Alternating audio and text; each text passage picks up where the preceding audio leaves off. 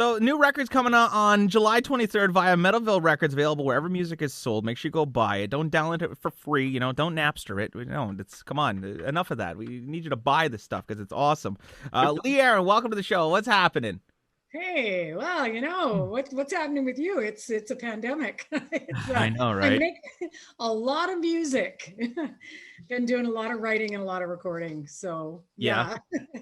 Well, okay, let me ask you about that because I was just talking to Robin McCauley. He put out a solo album, and the band never met. He had to do everything in his basement, hidden away, doing vocals all alone.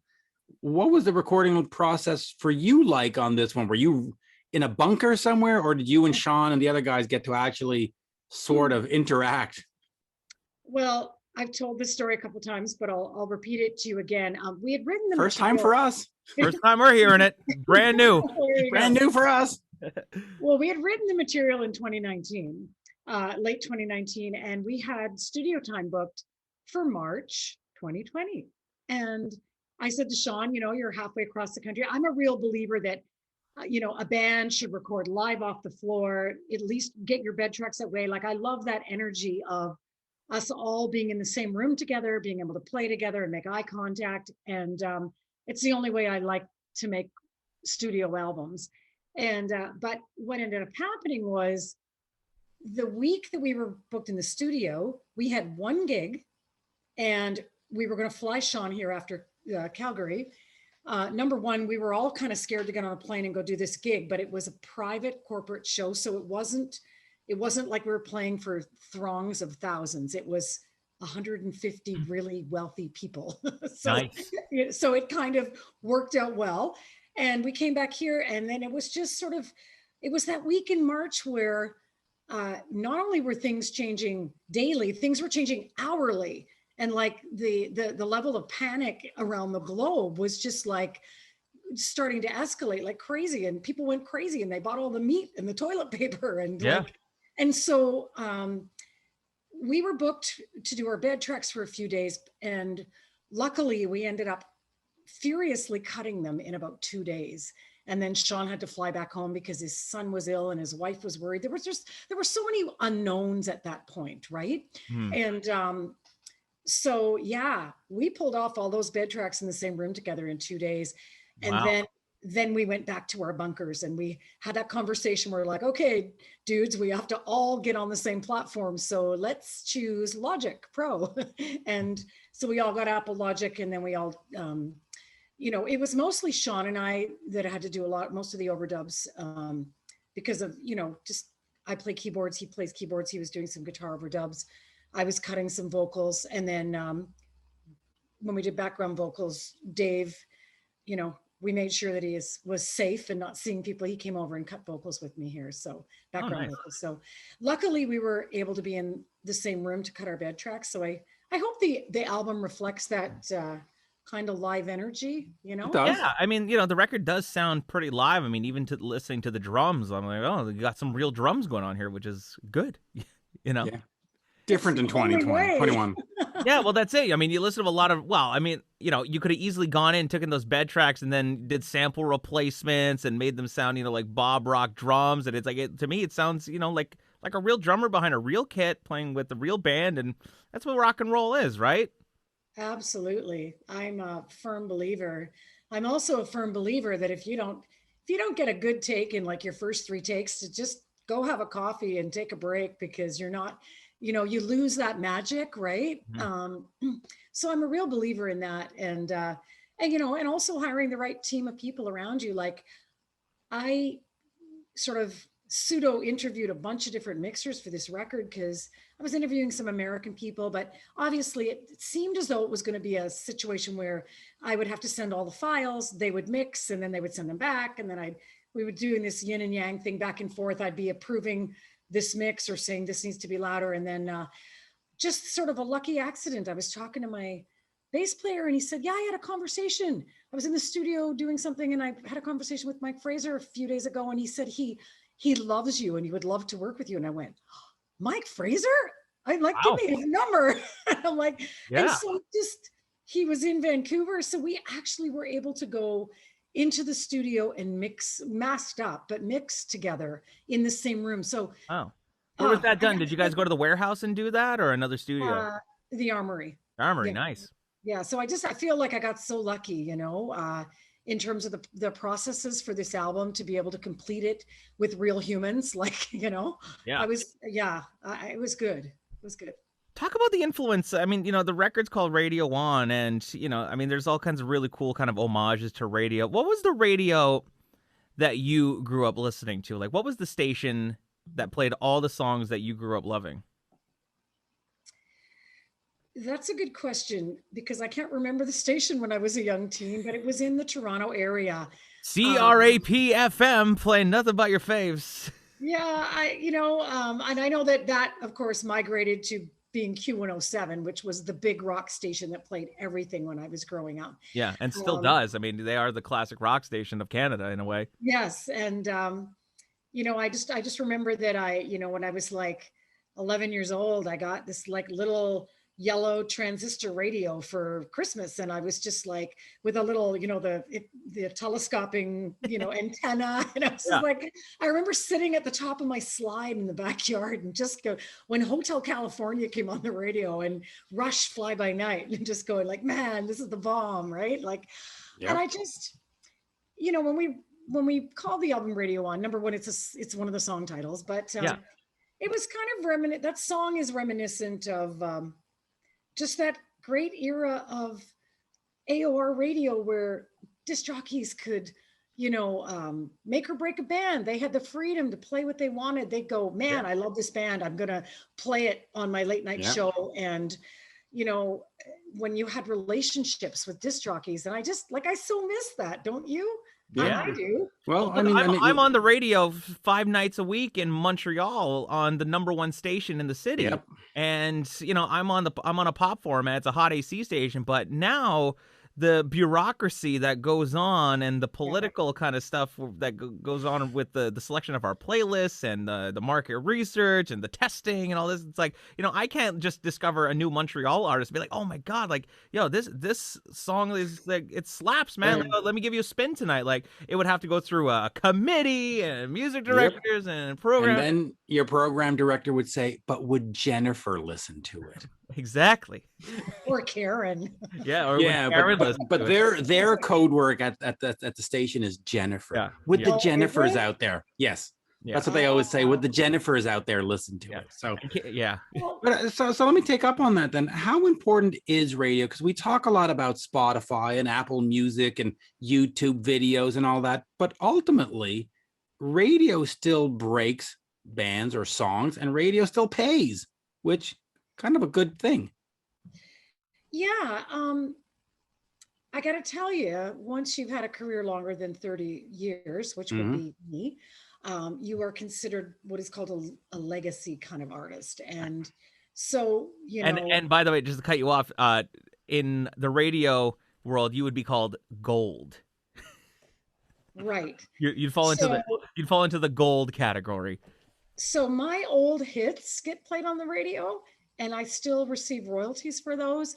But trying to get a new song on the radio, I mean, let's be honest, it's nearly impossible. If they're not going to play the new Bruce Springsteen and the new Bryan Adams, why are they going to play the new Lee Aaron? And I don't want to be negative here, but that's kind of the reality. So my focus as an artist these days is, our Spotify numbers aren't bad. My audience still listens. Let's be honest, my audience is over 40 and they listen still. They love physical product. They'll buy vinyl. The difference between me and a lot of the young artists is that I'm going to sell physical products still. And that's why people keep offering me record deals, because they know they can make a certain amount of money. And in a way, that's a beautiful thing too. And that is something that also that really translates well to your, like when you have an established reputation for playing live and people know that you deliver a good performance. Like I'm one of the sort of an elite few artists in Canada that can actually go and do these big casino showrooms and these festivals and actually get paid very handsomely to do it. Or Heavy Montreal, that gig was fantastic. Oh, thanks. Yeah, that was such a fun show, and so my circuit certainly in Canada these days is the large casino showrooms, and they're beautiful. They're state of the art Yeah. sound and everything, right? And festivals mostly in the summertime, right? Um, and Well, that's let me ask you then about that then. You sure. know that FM is playing the old hits. You know that the guy that's going to Casino Rama or Heavy Montreal wants to hear the old hits. So then what compels you to make new music? Why not just say, listen, I'm going to take the fee, I'm going to go do my concert, and I'll play you the 10 songs you know. Merci, bonsoir.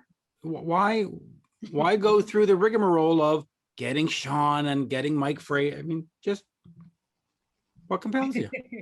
Because I'm a little bit neurotic, number Right. one. But, and you know what? There are a lot of legacy artists that are just content to go out there and play their old hits, and that's great. That's great for them, but it's not great for me. Because I don't know, I just feel still compelled to make music. I felt, if this explains it, I'm going to tell you a little story. Like, if Right. I felt like my career was just sort of really getting going in the late 80s, early 90s. And then all of us had our careers sidelined by grunge, Right. grunge music. You remember that era. I If do. you were associated with hair metal or classic rock of that particular era, and you know what? You were a pariah. I mean, the period. Pardon me? If you were associated with hair metal in 1995, you were a pariah that nobody wanted to touch you. They just Well, and the hard pill for me to swallow right. was I was still like, I think I was 29 when Emotional Rain came out or something. And I was like, I'm still young. I'm not even 30 yet. And I was like, I really loved Nirvana and Soundgarden and Pearl Jam and Green Day and the Pixies and all these bands. And I'm like, I'm going to adopt this flavor into my own brand of rock because I think it's really cool. And I mean, the Rolling Stones have traditionally done that throughout their entire career, right? Yeah, of course. And but radio, the type of media support I was able to get at that time was just non-existent. So it was, I kind of retreated, licked my wounds, took a year off. When I came back, I had no desire to get on the pop culture bandwagon. So I started singing jazz. Yep. And I saw one of those shows. You were great. Thank you. It was very authentic. I mean, I grew up singing that music. I was involved in theater. I sang all the Tin Pan Alley writers and Broadway musical stuff when I was a kid. So again, it was a very genuine motivation. And then after the jazz era, I got married and I had children. And I had our daughter was born in 2004 and our son was born in 2006. And all of my creative energy for about a decade went into raising our kids because you talk about pariahs. Yeah. Like, they're little emotional pariahs. They're like, no, love me, feed me, take care of me. And I'm like, okay, this is a really important job. I better do this well. I don't want my children in therapy, when they're like 40. Yeah. So I took a decade off and I raised our kids with my husband. And it was like, I would never have changed that. It was an awesome time in my life. It expanded me immensely as a human being. And but then I was kind of like, okay, Mike, I stopped when my career was just getting going. I still have so much more to do. And then connected with Sean, and then we made Fire and Gasoline in 2016. So I feel, is it in a weird way, like I'm just sort of having this like whole new creative period in my and I support it. Listen, I got to say, as an older fan who still buys CDs, because that's what I do, I look at new Cheap Trick and new FM and new Thunder and all these bands that are from back then making stuff, and I get excited.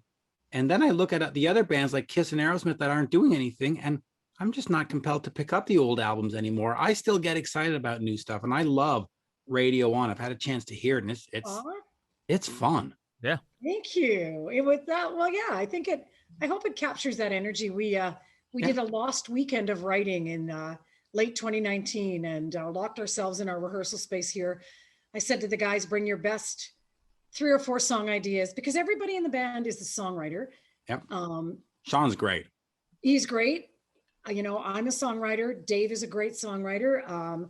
Mostly I'm the lyricist and I write the top line, but I bring musical ideas as well. Like 21 was that song that was pretty much fully formed on piano by me. I write a lot on piano and then my husband is he's a musicologist. We've got a record collection here of over 200,000 pieces of vinyl. It's pretty insane.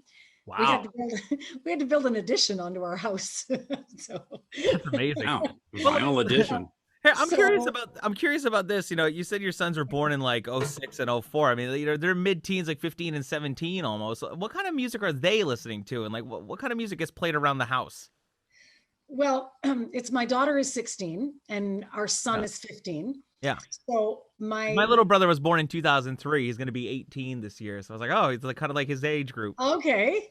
Yeah. Um, our son loves Green Day and Blink Wow. 182. So he's a huge, and my husband, we've been going through some punk documentaries and Mhm. showing him some stuff on the Sex Pistols and Iggy Pop and Nice. all of that really cool Oh, There it's was a good stuff. working out. yeah, My daughter's turning 18 and it's all Cardi B and Post Malone. That said, though, Post Malone's a talent, but yeah.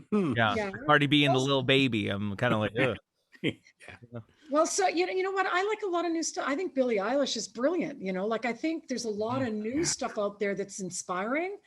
And then there's a lot, it's just like, this is my philosophy. There's like good music and then there's crap, right? And Yeah. it's just like, there's good music being made today.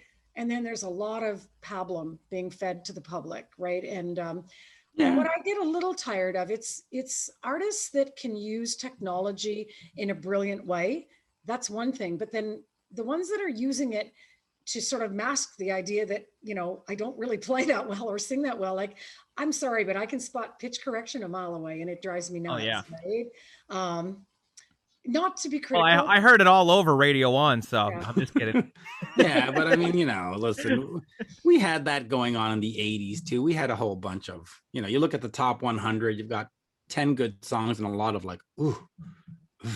Well, Remember that? the truth is hair metal and corporate rock got really, really bad in the late 80s because what happened is all those labels jumped on the bandwagon and they're like, write more songs like Night Ranger and Bon Jovi. And so you had all these bands that were imitators, Well, right? Mitch always says, it wasn't hair metal that killed hair metal. It It wasn't grunge that killed hammer. It wasn't It was grunge the- that killed hair metal. It was the it was the- power ballad. It was the power ballads, yeah. It's true because you look at agree. 89, 90, 91, every Motley Crue song, it was all power ballad. And at some point, as a fan, I went, my rock bands don't rock. So the hell with it. I'm out. Yeah, I hear you. I hear you. But back to this though. So what is the plan now in terms of getting out there and promoting it? Because it's hard to not, or it's hard to, you can't go play shows right now. So what do you do? What's the alternative to get fans to become aware? Oh man. Yeah. It's so disheartening, because we had a bunch of shows and big shows. Like we were on the Monsters of Rock, which I think you were supposed to be on that, or you are on that coming up, right? Yeah. We were on Sweden Rock. I was headlining a big festival in France. I was going to Germany. All of that's been pushed into 2022. And I see that Monsters of Rock has just been remounted, but I think it looks like it's all American bands leaving from Miami now. Yeah. The cruise, yeah. And you know what? That makes total sense because taking a gamble on international or any kind of, Canadian acts, it's just too hard right now because at any moment, any one of us could be India, right? Because all we have to do is be stupid again for a little while, right? I mean, even the M3 festival, the Killer Dwarfs had a whole bunch of shows and they're all gone stateside. You just can't. You can't No, do you it. can't. So I'm doing a lot of Zoom interviews, a lot of Which we love. Here we are. Yep. Skype, a lot of Skype. Yep. We've got a video in the bag, and we're working on another video right now. So we're just going to pump out content. Like we're going to do at least 3 videos for this album. We just got a few like little social media commercials promoting the music and the album cover, flying in your face kind of stuff. So, and I've tried to. I got to be honest, I have a love-hate relationship with socials. I don't like it to feel like it's another job that I have to keep up with, right? Which Yeah. it does. It feels like that sometimes, right? It does, especially, and if you build up into, Mitch and I, we talk about this all the time. It's like if you build up a certain amount of following, then it's like, oh my God, well, I can't let them down. I have to be creating content. I have to get stuff out there. I know. It does become a job that you don't even get paid for at the end of the day. It's like you don't get paid to post on Twitter unless somebody's actually buying your CD but it's I'll take over for you, Go ahead. Lee, because Yeah. listen, I do 25,000 followers, 10 million impressions a month, so I'll take over. But it is a job. It just yeah. It is a job, and it's crazy. so I find that like I've got a web designer a webmaster that helps me a little bit with some of my social stuff. But yeah, every day I'm going, what am I going to put on Facebook today? What am I going to? And it's like, and Yeah. you want it to be authentic. So it's, if I'm doing something fun, I'll post a fun picture. I like to do my fans like throwbacks. I started something called on my Instagram called Ask Lee. So fans, they send in questions and I spend 10 minutes answering them every Tuesday, and they love it. Like, just because it's a way to maintain a connection. Yeah. And them to feel like I care about what they're thinking and what they're wanting to know about from me. And so people like authentic on social media. If they see you cooking some butter chicken or something, they're like, oh, look at Lee's cooking butter chicken. Like, they like shit like that. They do. Yeah. Speaking of the old days, do you like the way that your management had positioned you in terms of your imagery, or do you look back at it now going, you know what, I should have been maybe stronger in saying how I wanted to tailor my career? Because I know there's a couple of decisions that were made that you're not overly proud of. Do you look back and say, I should have been more forceful and been Lee and not listen to these Yahoo guys in the suits? Well, I love the way that you so eloquently worded that question. Thank you. It was very nicely done. Thank Diplomacy you. is my Yes. second business. So I've talked about this a fair amount recently. So this is what I have to say. Right. I stumbled through a few of the early years of my career from the age of 18 to about 22. Right. I was a kid. I was naive. I knew nothing about, I thought, like, if you played the Gasworks, that was the epitome of fame in Canada. And I didn't realize it was just a rock bar on Yonge Street. Now, I mean, it was a great rock bar, don't get me wrong. But it was a rock bar. But, I was like, I just didn't really have a scope. I was a little girl, this chick from the suburbs. I didn't really know, played in a high school band. And so when we met and got involved with our first management team, they had very specific ideas. They pulled me out from behind the keyboards. They said, you're not playing keys, and you can play keys for like 2 songs, but you're not full-time back there. You're not playing sax on stage. You're going to be the front person. You're going to be Lee Aaron. And my first manager took me shopping. Like, I don't want to badmouth him because he was also young. He was in his mid-20s. Right. When I was 18, he was, I think, 25 or 26. And he was also, I wouldn't say a victim, but part of that cultural era of sexism and music, and sexism in music, right? It was very, if you were in a guy rock band, you had trophy chicks hanging off your arms to give you posterity and make you look fabulous, right? Mm-hmm. And if you were a woman and you were attractive, the big push was to market you like, how short of friggin' red hot pants can we get her in? Right. You know what I mean? That was kind of the agenda back then. And so I hate the word victim, but I would definitely became a part of that dynamic in that the early 80s to mid 80s. And some of those decisions I look back on and go, man, I wish I just said, you know what? I friggin' hate showing my legs. I feel really uncomfortable in these hot pants. You guys can all piss off. But I didn't really understand that I could say no. I thought this is how it's done. And now we're getting gigs. So I guess this was good that I did this. But then when I had, drunk guys at the front of the stage going, hey, Lee, take it off. I'm going, maybe this is a fallout from that decision. And so it was a really awkward 5 years for me learning. And I got to tell you, the song Metal Queen, that song was about taking your power back. It was about women can be the matriarchal power. And, that song was meant to be a feminist statement of empowerment.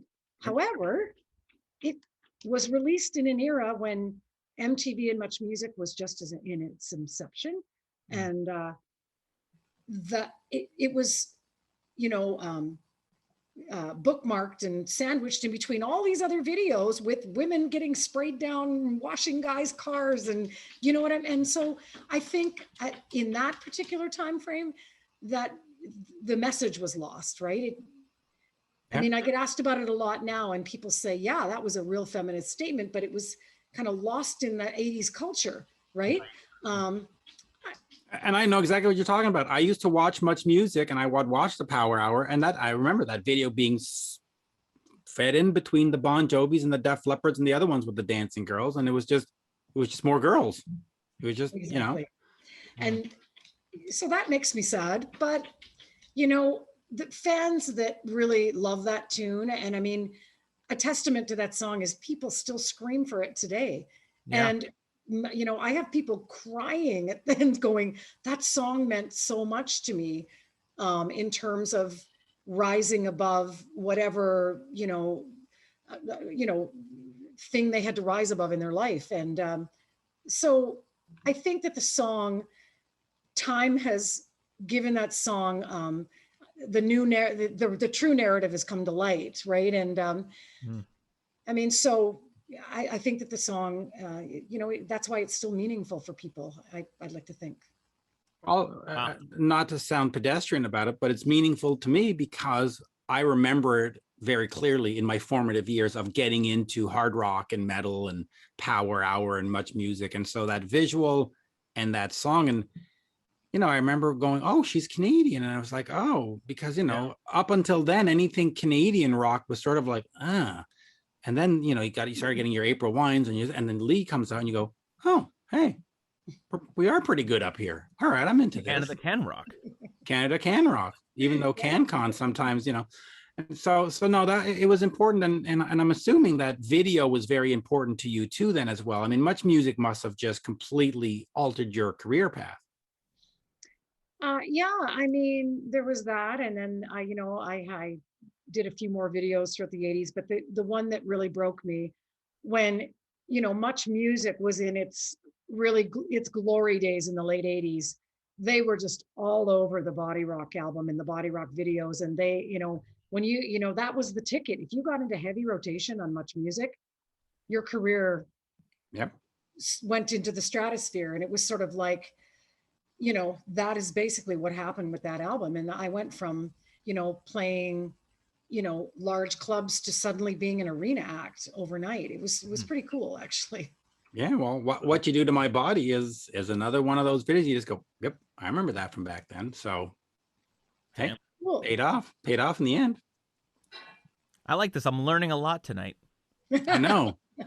You're Jeremy's only 26, by the way. So you're getting the old man perspective tonight, Jeremy. I'm teaching you, but schooling I like you. It's cool though, because you're talking about the female empowerment and kind of being squished between the guys and the videos, in rotation on Much and stuff. It's like, when I was growing up, like I was listening to Shania Twain and Mariah Carey, and like it was all like big powerful women. And even today, like in modern pop, like it's all about women empowerment. Whereas at the time, I can imagine what that was like for you to be kind of in the middle of that foray of it's just dudes.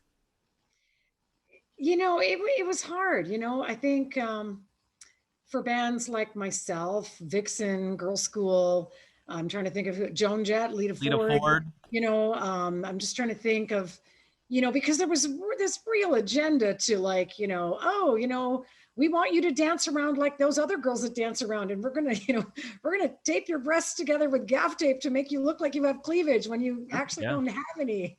And that's a true story that happened to me.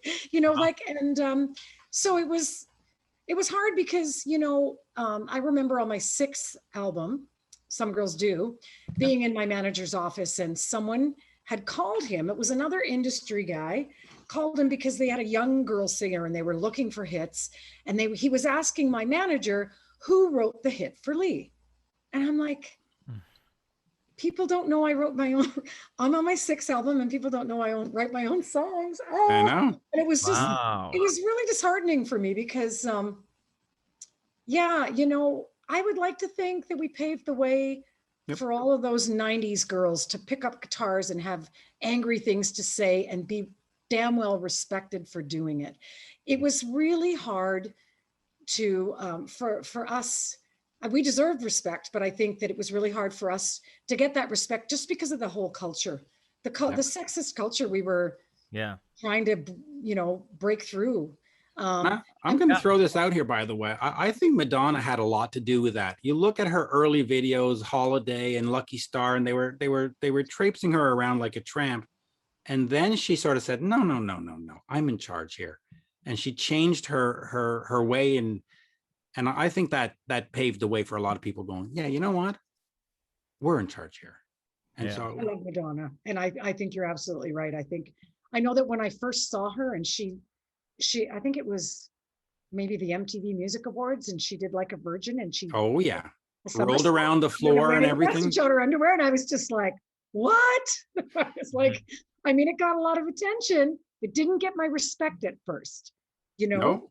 So you probably felt the same way. And then but she broke a mold. She took charge.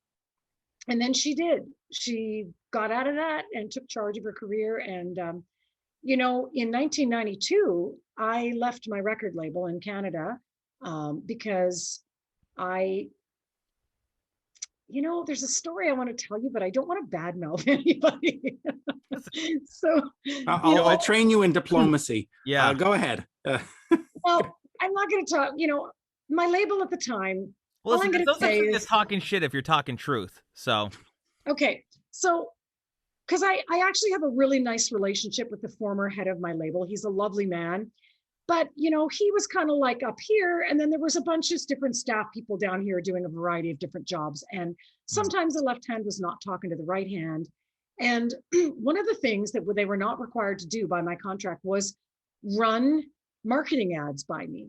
I got to pick the photographs, but they didn't have to run the actual, print. Like the slogan or anything. The final copy. In 1991, the Some Girls Do album, I kind of argued with them about the song Sex with Love being released as a single, because I said, look, just because of my former marketing, I think that the whole idea of the song Sex with Love was about monogamy.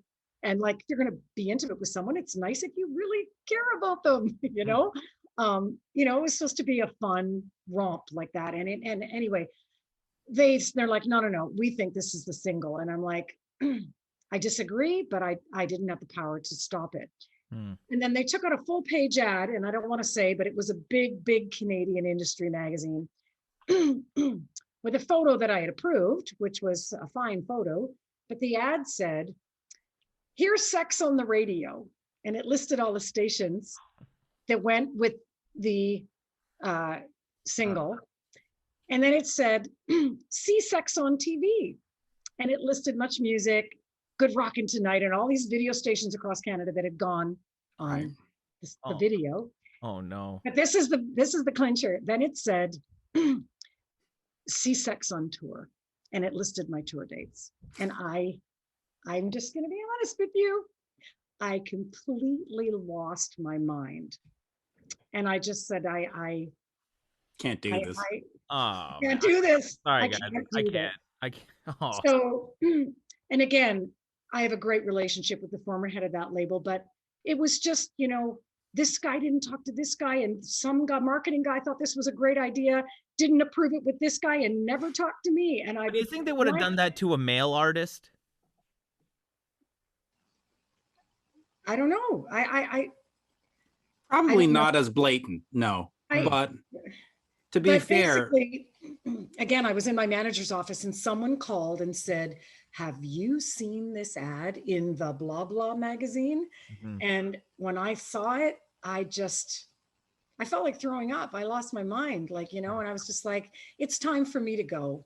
It's time for me to go. And you know what? That is the point for me at which I went independent and tried to take my career back. I mean, of course, then grunge happened, but I have not been a direct label signing since 1992. I've always done everything on my own imprint, and gone and gotten, like, Metalville is my mother label distributor through Rough Trade and Amped in North America. And, and nobody produces my albums for me anymore. I make and I'm not to sound boastful or anything, but yeah, I think more women should be doing this and being in charge of their careers this way. Yeah. Well, see Sex on YouTube, as she's got 3 videos coming out for this album. Okay, can I say a-hole? Yes, you can. Oh, Lee gee. Aaron, Radio On, July 23rd. It's available wherever music is sold. Make sure you go buy the CDs, buy the vinyl. You're gonna do the vinyl thing. You got to get the gate Yes. and all that. And I got to tell you, it was supposed to come out on June 18th, and that's why it's delayed, is because of COVID. All the vinyl factories in the entire world are backed up right now. Yep.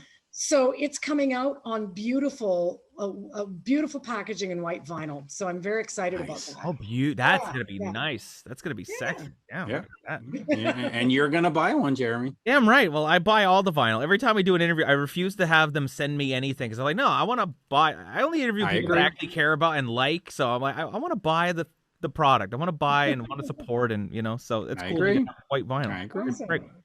Awesome. Sweet. Well, this was awesome. It was so cool to meet you. Canadian icon right here, man. There you go. Well, it was really fun talking to you guys, man. Merci bien. And say hello to Sean for us. I will do that, Mitch. Awesome. All right. Take care. Good to meet you. Bye now. See you later. There you go. Bye.